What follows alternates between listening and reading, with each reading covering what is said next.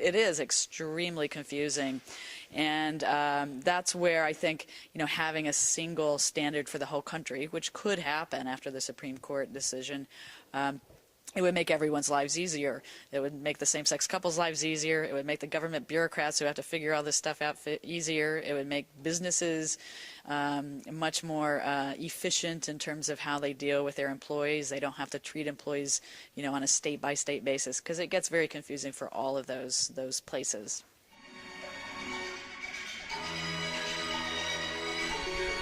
The religious exemptions are there. There's no requirement in any of those states for ministers or to perform ceremonies for same-sex couples if they don't want to. Faith communities don't have to recognize those marriages if they don't want to. So there's already a pretty clear line there. I think the question about the businesses and business owners who may have religious objections to serving same-sex couples, maybe florists or bakers, that's where the action is in terms of the public debate.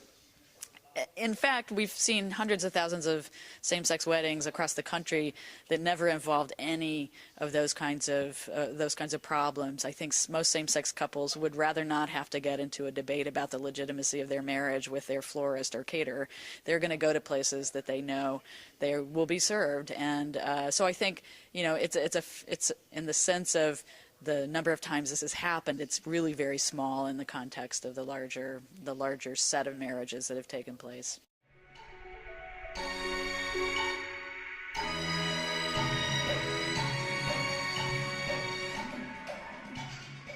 I think what happened in Indiana was a big setback for those who want religious exemptions for private businesses.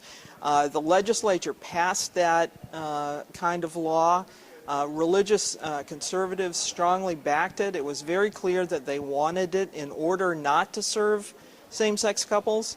And then because of the reaction actually of business interest, economic pressure, the governor and the legislature had to back down.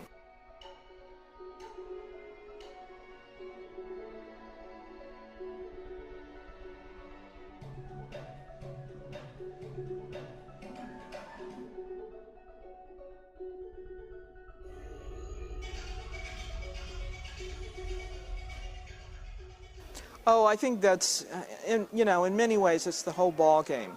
The Supreme Court is very cautious about not getting too far ahead of public opinion on divisive social issues.